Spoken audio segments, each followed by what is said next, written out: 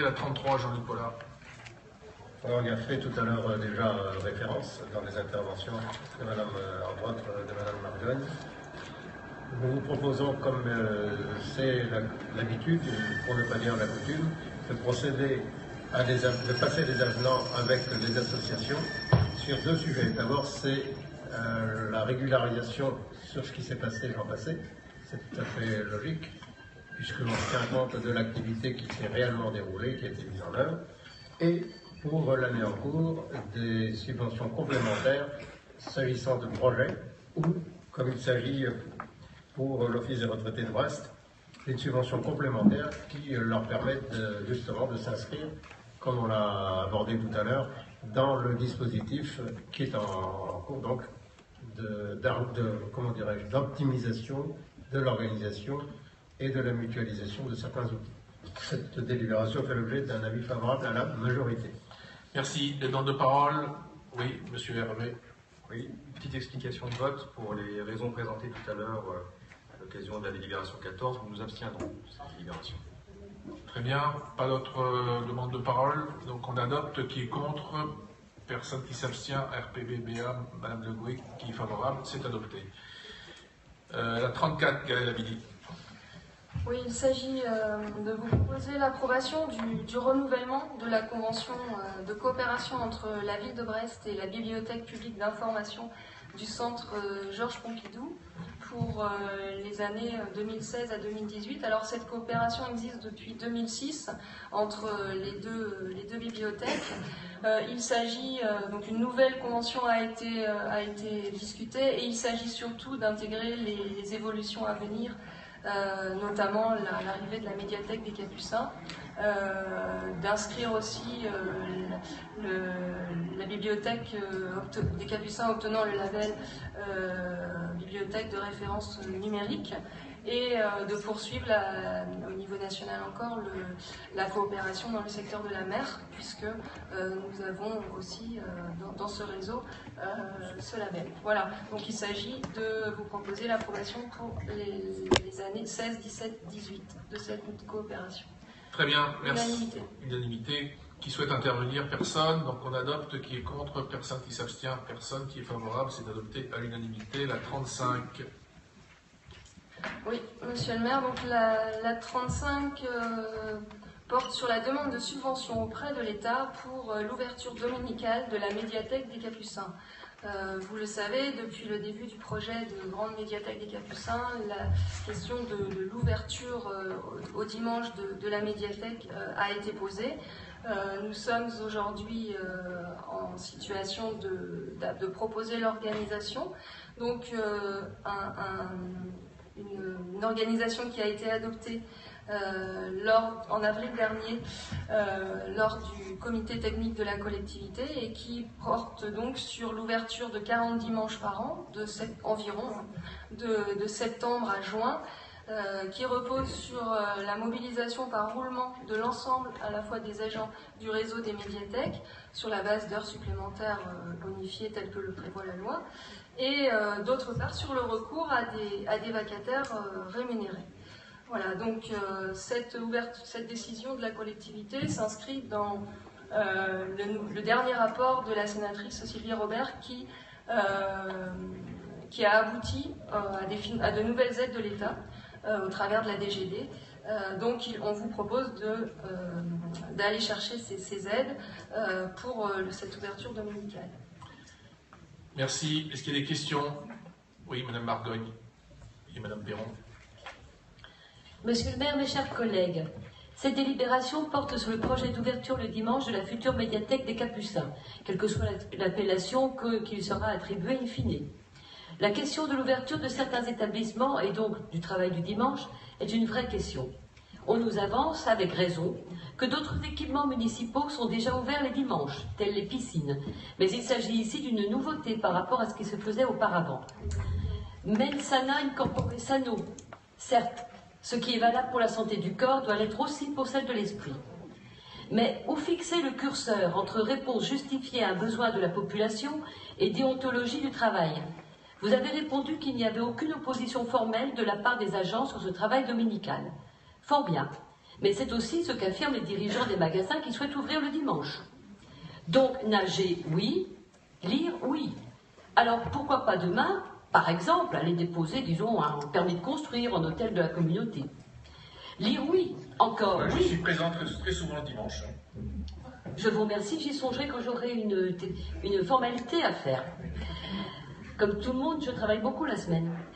Donc, lire encore, oui, mais uniquement dans une bibliothèque publique. Car si d'aventure vous cherchez un livre que vous n'avez pas pu emprunter en bibliothèque, pas question d'aller l'acheter dans une librairie qui, comme d'autres commerces, n'aura pas le droit d'ouvrir plus que les 3 dimanches accordés parcimonieusement par la municipalité. Il me semble décidément que la schizophrénie semble un mal bien répandu dans cette assemblée aujourd'hui. Les hôpitaux aussi sont ouverts le dimanche. Tout à fait. Dont les psychiatriques. Circonspect donc sur ces avis à géométrie variable concernant les ouvertures dominicales, nous nous abstiendrons sur cette délibération. Je vous remercie. Merci. Madame Perron. Oui, je ne vais pas reprendre ce que vient de dire Madame Nargogne, nous adhérons tout à fait à ses propos. Effectivement, le constat que l'on peut faire ici, on peut appeler ça schizophrénie ou grand écart, je ne sais pas, certains d'un conseil municipal à l'autre doivent s'assouplir, je suppose, parce que ce n'est pas la première fois qu'on voit certains d'entre nous faire le grand écart entre deux délibérations. En ce qui concerne la banalisation du travail dominical, oui, effectivement, pourquoi dans un cas ceci serait valable et dans l'autre cas ça serait autorisé? Il y a quand même là un certain nombre de questions de fond qu'il faudra aborder un jour ou l'autre sans idéologie quelque part. Hein. La société change, les pratiques aussi. Alors, il n'y aurait pas de besoin social dans le cadre de l'ouverture le dimanche pour les commerçants et il y a un besoin social dans l'ouverture de la médiathèque à Brest. Donc, il y a là des contradictions qu'il va falloir que vous nous expliquiez. Nous nous abstiendrons effectivement sur ce dossier. Merci, Madame Le Gouet. Oui, monsieur le maire, chers collègues, c'est tout dommage que la drogue confonde les biens de consommation avec la culture. Mais c'est absolument pas surprenant. Je voulais savoir, on a eu quelques fois ici l'année dernière les bibliothécaires qui sont venus signaler leur entière volonté de cette ouverture dominicale. Ce sont des gens attachés à leur métier qui ont vraiment exprimé à quel point ils savaient que ça répondait à un besoin de la population, mais qui ont mis face à cette reconnaissance l'idée des moyens en face. Ils se sont vraiment brillamment manifestés ici plusieurs fois. Je voulais savoir où est-ce qu'on en était sur cette question des moyens accordés aux bibliothécaires pour cette ouverture dominicale et sur l'organisation générale des bibliothèques suite à l'ouverture de la médiathèque. Merci. D'autres questions? Il n'y en a pas, donc Gaëlle, Amélie. Oui, quelques éléments. Je crois qu'effectivement, dans un monde idéal, et je suis favorable au fait de rêver, il faut rêver, les arts et la culture pourraient avoir lieu sur le temps de travail. Mais nous n'y sommes pas. Et moi, je suis obligée de partir des réalités d'aujourd'hui et des réalités de terrain. Et aujourd'hui, la réalité, c'est que si on veut faire de la culture pour le plus grand nombre, pour pas dire pour tous et toutes, si on veut élargir effectivement le nombre des citoyens et des citoyennes qui contribuent à la culture, en allant par exemple dans les médiathèques, dans la grande médiathèque, alors il faut aussi ouvrir ces équipements culturels les jours où les entreprises ou les autres services sont fermés. Et la finalité et le sens n'est pas du tout le même que les finalités commerciales ou privées. Ça vient d'être rappelé. Donc au contraire, il me semble que cette proposition porte une véritable ambition du service public aujourd'hui, du service public de la culture, mais du service public en général. Ça a été rappelé, d'autres services de notre collectivité sont ouverts. La culture fait partie des premières nécessités. Et cette ouverture, je le rappelle, porte en moyenne pour les agents sur 4 dimanches par an, sachant qu'un minimum est accepté à 2 dimanches et au maximum 6 dimanches selon le choix propre des agents. Donc voilà. Après, sur la nouvelle organisation, je crois que les choses ont été posées. Concernant le dimanche, Et bien sur les moyens, et bien justement cette délibération nous permet d'aller en chercher d'autres et de nouveaux moyens qui sont récents, qui ont été créés récemment. L'ensemble, il y aura à la fois appel à vacataires et à l'ensemble des agents du réseau, c'est un autre élément.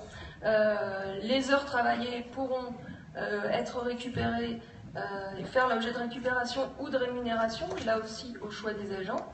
Et enfin, les heures supplémentaires seront rémunérées comme la loi le prévoit. Voilà les modalités qui, je le redis, ont été adoptées lors du comité technique d'avril 2016.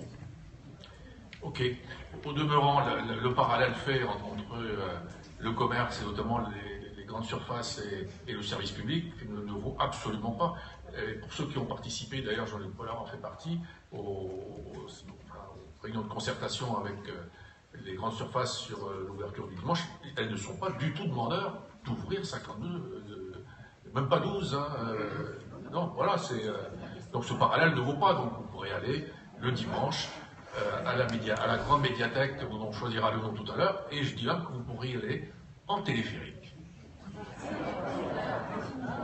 Parce que le téléphérique fonctionnera également le dimanche. Madame Perron. Oui, je voudrais juste que vous me précisiez dans ce cas-là, quelle est la différence entre la mère ou le père de famille qui va travailler le dimanche dans un commerce et le père et la mère de famille qui vont travailler à la médiathèque. J'ai répondu. Non. Pour eux, quelles sont les conséquences? C'est pas dans un cas, c'est pas parce que c'est un commerce ou c'est la médiathèque. Dans les deux cas, ils sont au travail le dimanche, avec les inconvénients qu'on a cru comprendre tout à l'heure, qui ont été avancés dans le cas du commerce. Donc, encore une fois, de la logique. Bon, on va pas se convaincre mutuellement. Allez, on va voter.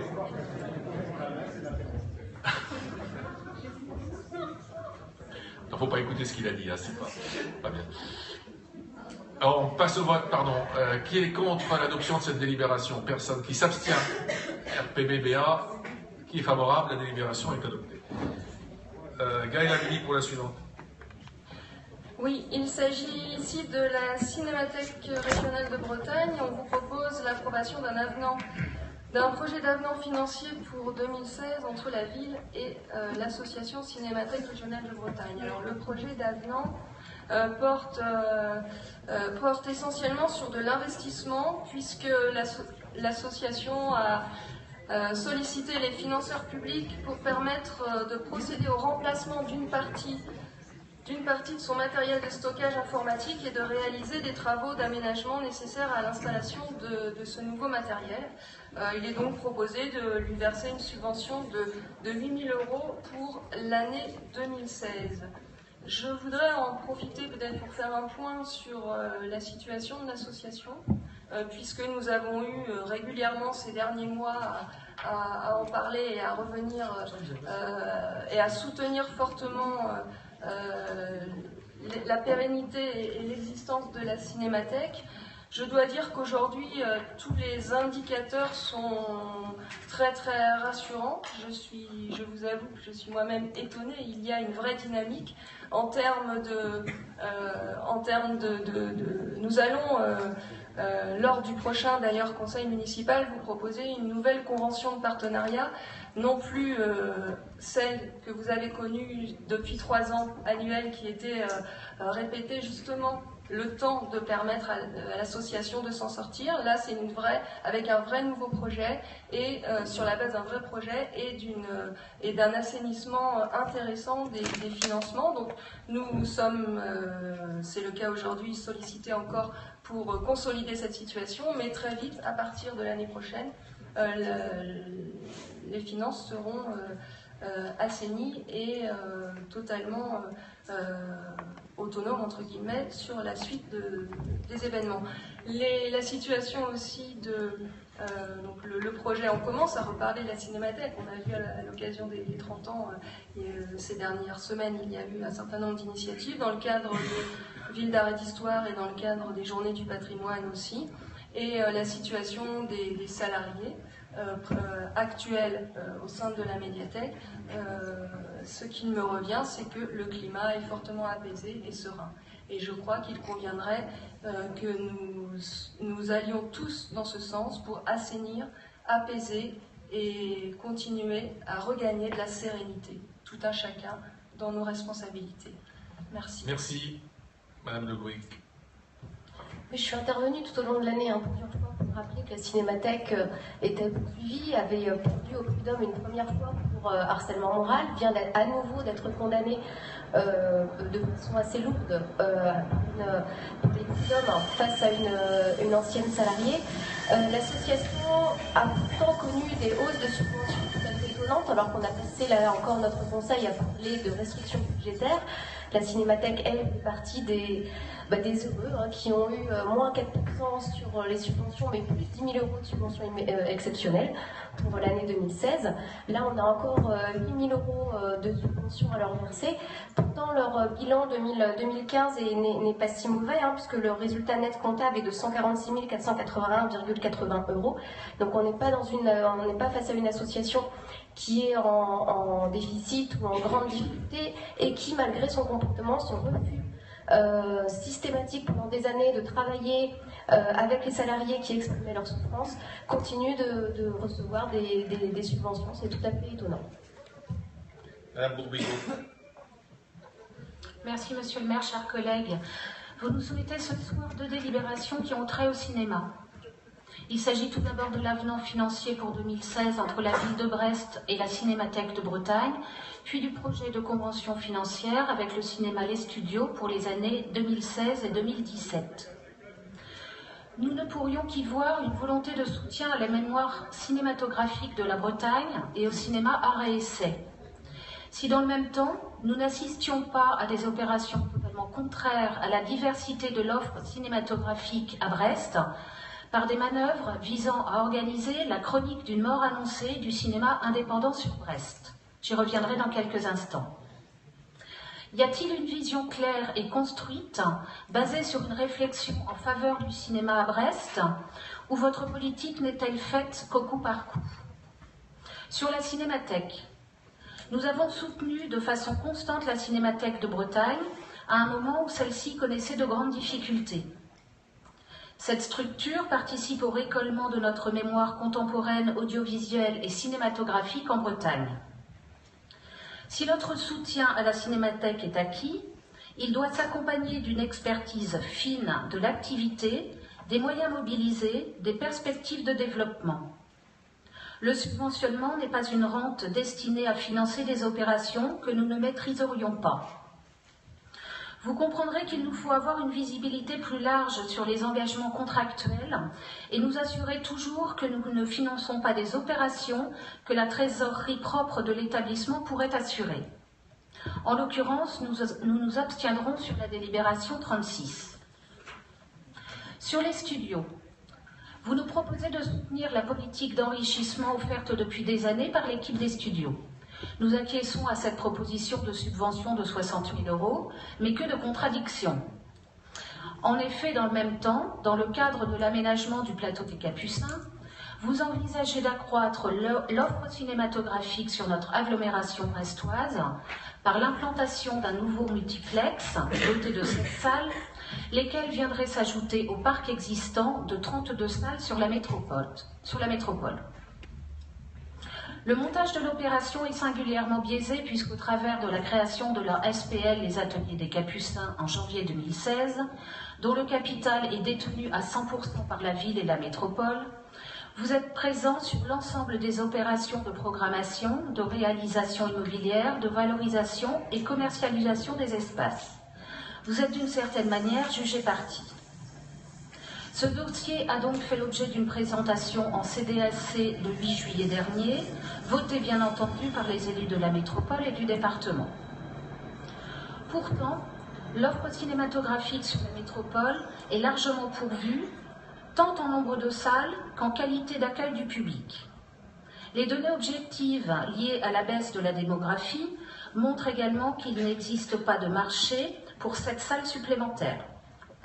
C'est donc la rentabilité économique du secteur qui en pâtirait et en premier lieu le cinéma indépendant d'art et essai. L'implantation de ces nouvelles salles aux Capucins dont les porteurs envisagent à la fois une programmation art et essai et labellisée jeune public, porterait inévitablement un préjudice à la fréquentation des 2 seuls cinémas indépendants, les studios à Brest et l'Image à Plougastel d'Aoulas. Ces derniers font l'essentiel de leur programmation sur ces 2 registres.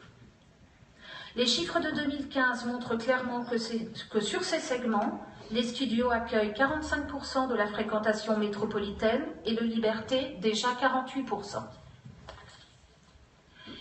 Il est clair que ce projet de multiplex au Capucin, contesté par les exploitants du Pays de Brest et qui fait l'objet de 10 recours au niveau national, risque de nous conduire à terme à une concentration de l'offre cinématographique autour de grands réseaux nationaux, au détriment d'une offre indépendante qui tient une place particulière dans la diffusion d'un cinéma moins commercial. Je vous remercie. Merci. Oui, Renaud Pichon va demander la parole. Et Pascal Carmeranès ensuite. Oui, juste brièvement pour... sur la cinémathèque. Sur la cinémathèque, hein, puisque... Oui, non, mais c'est pour ça que je me permets encore d'intervenir dessus. Juste pour dire que c'est vrai que lorsque le sujet a été abordé dans les conseils précédents, on a souvent fait exprimer on va dire des réserves sur le bilan de l'action de la cinémathèque. Donc des réserves qui ne sont pas totalement levées, hein, mais je pense que puisque Gaël Abili vient de me rappeler, on aura lors du prochain conseil une nouvelle convention avec un nouveau projet qui nous sera présenté. Je pense que c'est à ce moment-là aussi que il sera le plus pertinent d'exprimer notre opinion et notre avis sur le nouveau projet de la Cinémathèque de Bretagne, que l'on espère ambitieux, ouvert, contributif. Voilà. Et donc, pour ce qui est de la délibération qui nous occupe, je pense que en attendant d'avoir le nouveau projet, je pense qu'il n'est pas déraisonnable de voter pour et de donner à la Cinémathèque les moyens d'avancer dans l'expression et la construction de son nouveau projet. Merci, Monsieur Carmeranès. Monsieur le maire, chers collègues, dans cette délibération, il nous est proposé de verser une subvention d'investissement d'un montant de 8 000 € à la Cinémathèque régionale de Bretagne pour un équipement en informatique. Pourquoi pas? Mais avec le peu d'informations contenues dans le projet de délibération et l'avenant à la Convention, comment voulez-vous que les élus évaluent concrètement à la fois le motif et la justification avant de se prononcer? La subvention proposée aujourd'hui s'ajoute à une participation financière exceptionnelle de la ville, votée en mars 2016, afin d'aider l'association dans son plan de redressement financier. Notre groupe a d'ailleurs voté en faveur de cette aide supplémentaire de la collectivité. Mais dans ce cas présent, le peu d'éléments portés à notre connaissance ne nous convainc pas de la nécessité d'approuver un nouvel effort financier au bénéfice de la même association, et ce, dans le contexte budgétaire actuel. En conséquence, le groupe Brest Alternative s'abstiendra sur cette délibération. Je vous remercie. Merci. Patrick Appéré. Oui, juste, monsieur le maire, pour vous dire que pour l'autre gauche BNC, on se range pleinement dans la déclaration faite par Ronan Pichon et qu'on votera cette délibération. Très bien. Gaël Abili, peut-être pour quelques éléments de réponse sur la cinémathèque. Tout à fait. Simplement, il s'agit ni plus ni moins à travers alors, on est bien sur de l'investissement, je crois qu'il faut redire. On n'est pas sur le fonctionnement, c'est une subvention d'investissement qui a vocation, ni plus ni moins, tout simplement à sauver l'ensemble du patrimoine collecté et des numérisations d'ailleurs réalisées ces dernières années. Puisque les armoires, on appelle ça les armoires, sont en bout de vie, et c'est peu de le dire, et l'association a jusque-là mené le plus loin possible l'usage de ces armoires. Ce ne serait pas raisonnable de ne pas dès à présent intervenir, puisqu'il s'agit là quand même on parle du patrimoine cinématographique, du patrimoine collecté par la Cinémathèque. Donc voilà pour la précision, c'était développé dans la délibération. Concernant les interrogations de Julie Le Goïc, je vais le redire, c'est pas la première fois ici ou dans l'autre assemblée. Enfin, on est en conseil. il ne m'appartient pas de me prononcer sur les situations de personnes, les situations personnelles. Je crois qu'il y a, au cas particulier en plus, il s'agit d'une association qui est l'employeur, et donc le Code du travail lui-même le rappelle d'ailleurs. Voilà, je n'irai pas plus loin sur, je ne m'exprimerai pas sur les situations individuelles. Concernant les financements accordés, et je le redis, on est sur une subvention d'investissement. Ce qu'elle pointait montre bien quand même que nous n'avons pas été dans une lecture uniquement comptable de l'attribution des subventions, mais que nous avons, depuis le début justement, aussi voulu soutenir ce qui nous semblait fondamental et mener à bien, permettre à l'association de mener au bout son évolution et sa renaissance, si je peux le dire ainsi. Il ne vous aura pas échappé que cette évolution s'est faite aussi avec une évolution de la dynamique associative et qui aujourd'hui se porte plutôt bien. On en reparlera lors du prochain conseil municipal. Très bien, merci. Tout a été dit. Je propose de passer au vote sur cette délibération. Donc la 36 qui est contre son adoption, Madame Lehoué qui s'abstient, RPBBA qui est favorable. La délibération est adoptée. La suivante, la 37.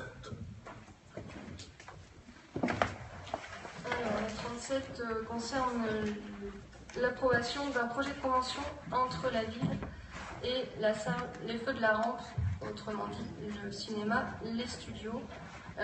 Il s'agit là aussi d'une subvention d'investissement en faveur pour la mise aux normes de l'accessibilité aux personnes en situation de handicap et du système de climatisation ainsi qu'une restructuration du hall d'accueil.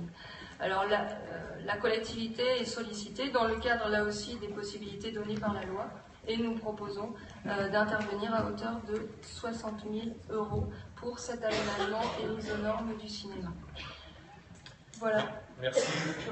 Est-ce qu'il y a des demandes de parole? Oui, Madame Margogne.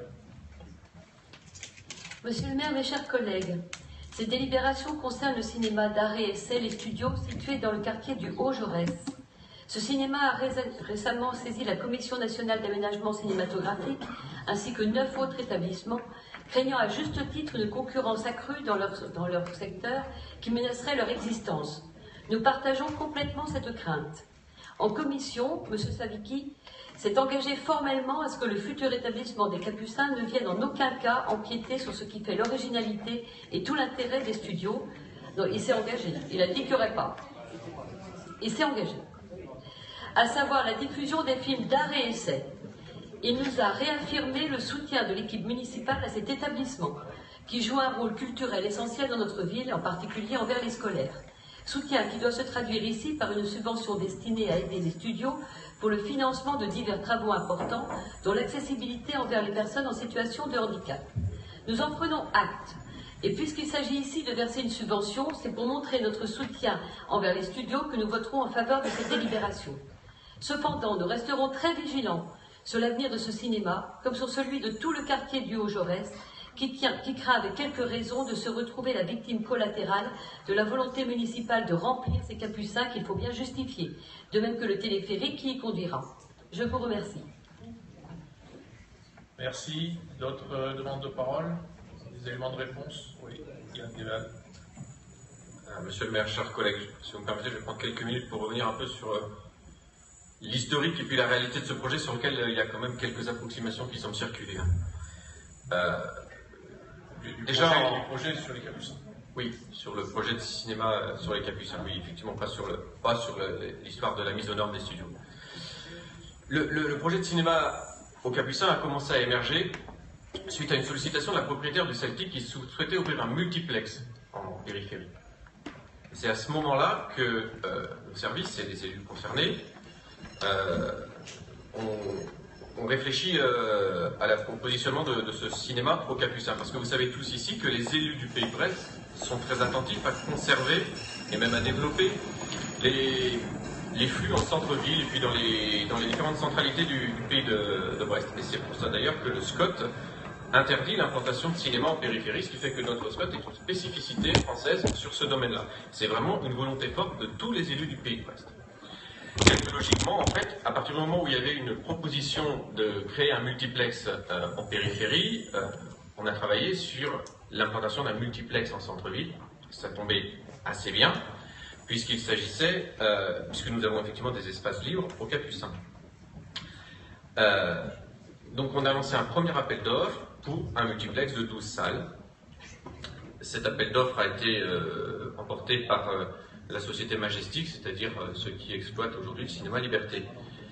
Et puis, suite à quelques interrogations de cette société, un projet nouveau qui apparaît aussi au niveau du Celtic, il y a eu une nouvelle réflexion sur la taille optimale de ce cinéma. On a relancé un appel d'offres. On a relancé l'appel d'offres. Pour un complexe, aussi, c'est pas un multiplex, dans les terminologies du cinéma, c'est un complexe de 6-7 salles. Et là, le projet a été encore attribué à la société Majestic. En CDAC, j'en profite pour préciser ce qui s'est passé sur la CDAC, on a eu 5 votes pour, 5 élus, effectivement. Je pense que Christian Calves, qui a été salarié de notre collectivité, sera heureux d'apprendre que certains de l'opposition considèrent que Plouvien fait partie de la métropole. Donc 5 élus ont voté pour, dont le maire de Plouvien, qui n'est pas conseiller de la métropole. Et je pense que ça montre aussi l'intérêt des élus pour cette question d'aménagement du territoire. Enfin, aujourd'hui, il y a un appel, effectivement, il est tout à fait légitime, il n'y a pas de difficulté là-dessus, ça fait partie des règles de droit qui est posé. Il y a une inquiétude des plus petits cinémas, positionnés principalement sur la RSC, en particulier des studios, essentiellement sur la disposition des copies de films.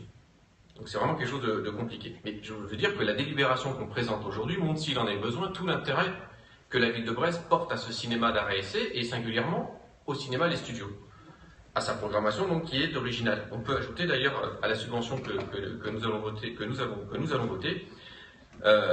70 000 euros attribués en 2007 et 2008 et 18 000 euros attribués en 2011. Donc il y a vraiment un soutien de longue date à ce cinéma. Parce qu'on considère effectivement qu'il a un rôle important à jouer, un rôle dans une programmation un peu différente, un rôle aussi vis-à-vis des scolaires, puisque la majorité des séances scolaires se passent au studio. Voilà. On a demandé du coup au groupe Cinéalp d'envisager des engagements de programmation, comme cela se fait dans le milieu, c'est-à-dire garantir aux autres qu'ils pourront toujours continuer à accéder aux copies essentiellement. Donc aujourd'hui, l'opérateur est prêt à y répondre par 2 propositions. La limitation à 10%, donc des séances d'art et essai au Capucin, on pourra discuter à part, parce que là on risque d'être très très long sinon, sur ce qu'est l'art et essai. Et la limitation, et c'est ça qui est important, et c'est ça qui faisait peur au cinéma indépendant, la limitation de la programmation art et essai au sein du multiplex, existant, au pourcentage existant de séances actuelles. Ça veut dire qu'ils ne feront pas plus d'art et essai au multiplex aujourd'hui, demain qu'aujourd'hui. C'est ça qui est important. Alors oui, on reste persuadé qu'un cinéma au Capucin, c'est une bonne chose pour les ateliers des Capucins, effectivement, c'est une bonne chose pour le quartier, c'est une bonne chose pour la ville, on parle effectivement d'aménagement du territoire, et c'est une entrée qu'il ne faut pas négliger non plus. De la volonté forte aussi des élus de construire un nouveau quartier sur une friche industrielle en ne faisant pas table rase du passé, comme donc les ateliers en l'occurrence, ça c'était la solution de facilité, mais en les réhabilitant, pour en faire un pôle culturel et artistique majeur de la Bretagne occidentale avec une médiathèque, un cinéma, le Fourneau, Centre national des arts de la rue, du commerce et différentes animations. Voilà, pour conclure ce propos, je vais encore vous prendre quelques minutes. Juste, je vous livre les conclusions d'un rapport qui a été rendu le 27 septembre dernier à Madame Frédérique Brodin, présidente du Centre national du cinéma. Le rapport est intitulé « La salle de cinéma de demain ». Donc vous le trouvez sur le site web du CNC. Donc les conclusions qui sont affichées sur la page web, le rapport fait 80 pages, je vais vous l'épargner. Donc dans ces conclusions, faciliter l'implantation des cinémas en centre-ville. La nécessité de créer les salles avec une identité architecturale forte. Que les salles soient pleinement des lieux de vie citoyens et culturels, favorisant également la transmission des savoirs. La création de véritables espaces dédiés aux jeunes, en élargissant le champ du cinéma, notamment aux jeux vidéo. Ensuite, on parle de marketing et d'histoire de concentration et de choses sur les marchés asiatiques. Bon, je pense que ça rentre aussi là-dedans, mais ça relève moins de la collectivité. Non mais, alors, est-ce que c'est pas en creux le portrait de notre projet quand même, ces conclusions? Un projet de taille mesurée, en centre-ville, bien desservi par les transports en commun et les quais, dans un lieu hors du commun, avec, pour le coup, une forte identité architecturale et historique. Hein, le rapport parle d'anciens bâtiments industriels. En lien avec une médiathèque dans laquelle une place particulière est réservée aux jeunes, aux nouvelles technologies et particulièrement aux jeux vidéo. Je pense, donc vous voyez, chers collègues, que le cinéma des Capucins, c'est le cinéma de demain. C'est pas nous qui l'affirmons, c'est le CNC. Bon, Madame Marguerite. Je serai très rapide. Face à cette lecture de rapport, je vous citerai quelques phrases très brèves du directeur général des affaires culturelles sur ce sujet, qui émet un certain nombre de réserves, en particulier sur le plan environnemental, puisqu'il dit que le transfert de spectateurs habitant dans l'aire, je cite, dans l'aire secondaire vers le ciné capucin pourrait augmenter les nuisances par l'accroissement des déplacements domicile-cinéma, même en tenant compte du réseau de transport en commun. Pour ces raisons, je continue à citer, je suis conduit à émettre un avis extrêmement réservé sur ce projet, conçu davantage comme un facteur d'attractivité au sein d'un nouveau quartier urbain que comme la résultante d'une insuffisance constatée de l'offre cinématographique au service d'un projet global de développement culturel. Un peu plus loin, il se prononce par contre pour le transfert à valeur globale identique d'un cinéma vers un autre, vers cette aire. Ce n'est pas moi qui le dis, c'est monsieur Jean-Loup Lecoq. Non, mais j'ai pas entendu votre... je ne veux pas citer tout parce que c'est un peu long. Il se prononce éventuellement pour le transfert, si c'était possible, à offre globale. Si c'était possible. Transfert, oui, c'est ça. Donc, à l'intérieur. Oui. Offre constante. Oui, non, mais on imagine, à Carcaradec ou à... Non, vers le quartier. Vers le quartier des Capucins. Non. Oui, et puis je vous rappelle que c'est pas sur ça qu'on vote. Hein. Et juste pour faire court, le transfert, il ne dépend pas de nous. L'appel d'offres, il a été lancé 2 fois. Effectivement, des cinémas déjà implantés, et on pense au moins un en particulier aurait pu répondre. Ils n'ont pas répondu. Qui voulez-vous qu'on y fasse? Ça, c'est une première chose. Sur l'aire d'influence, vous dites en fait que dans l'aire secondaire, c'est-à-dire en fait la côte, hein, ça c'est voilà comme ça. Dans l'aire secondaire, on vient déjà pas au cinéma à Brest, on n'ira pas au cinéma à Brest, mais enfin, soyons un peu sérieux. Si on vient pas au cinéma à Brest quand on habite le Conquet, Force Moderne, je pense que si on regarde de l'autre côté, le cinéma le plus proche, il est à peu près peut-être aux Açores. Donc voilà, je pense qu'il faut aussi qu'on fasse la réalité de notre pays Brest. Non, on aura l'occasion de revenir sur ce dossier. Il y a 2 manières de raisonner. Soit on raisonne métropole, soit on raisonne pays de Brest. Et en fonction du raisonnement, on n'a pas les mêmes conclusions. C'est sûr que vu de Paris, pays de Brest, ça ne veut pas dire grand-chose. Mais certains ont du mal à sortir même du périphérique, donc c'est pas grave. Voilà, donc je propose d'adopter cette délibération qui, je rappelle, concerne les studios. La 37, qui est contre, personne qui s'abstient, personne qui est favorable, elle est adoptée à l'unanimité. La 38, Gaëlle Amélie. Oui, la 38 porte sur les licences d'entrepreneurs de spectacle que la collectivité doit détenir pour justement assurer l'ensemble des animations et initiatives culturelles. On vous propose de modifier la détention de la licence pour la ville de Brest à la faveur du départ de Jean-Louis Jourdain et de proposer que ce soit Cécile Fischer, directrice générale adjointe, qui devienne la détentrice pour la ville. Voilà, monsieur le maire. Très bien, est-ce qu'il y a des questions? Il n'y en a pas, donc on adopte. Qui est contre? Personne. Qui s'abstient? RPB, qui est favorable? C'est adopté. Je vous rappelle que c'est la loi qui nous oblige à faire ça. Donc, félicitations à Cécile Fischer qui devient entrepreneur de spectacle. Bravo. Entrepreneuse, tout à fait.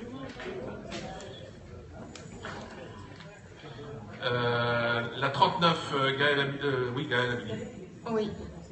Il s'agit ici de vous proposer, de nous autoriser plutôt à demander des subventions et d'approuver un avenant financier concernant des résidences d'artistes.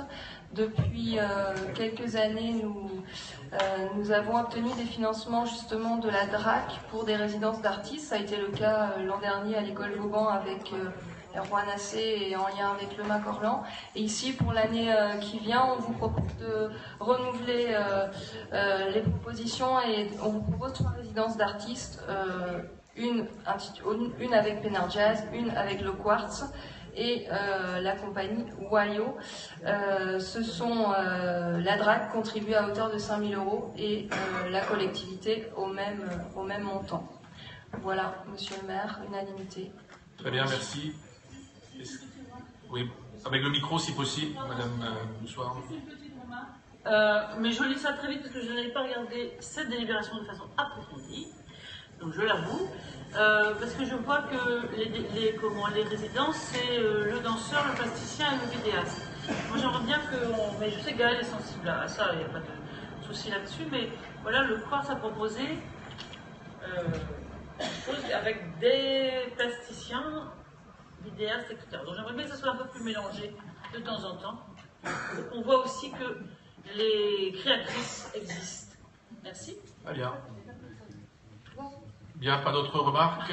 On adopte cette délibération. Qui est contre? Personne qui s'abstient. Personne qui est favorable. Elle est adoptée à l'unanimité. Je reviens à la délibération précédente quand même. Je vous rappelle, pour les plus anciens, Jean-Luc Pollard sait de quoi je parle. Lorsqu'il y a eu le drame de Parfeld, un des reproches qui a été fait à l'époque à la soupape, c'est qu'il n'y avait pas eu de demande de licence d'entrepreneur de spectacle. Et Jacques Sévélec a eu le droit à être devant le tribunal pendant des années. Voilà. Donc, moi je le dis, je ne vais pas vous convaincre de voter, de changer de délibération, de vote sur cette délibération, mais la réalité juridique, elle est aussi celle-là.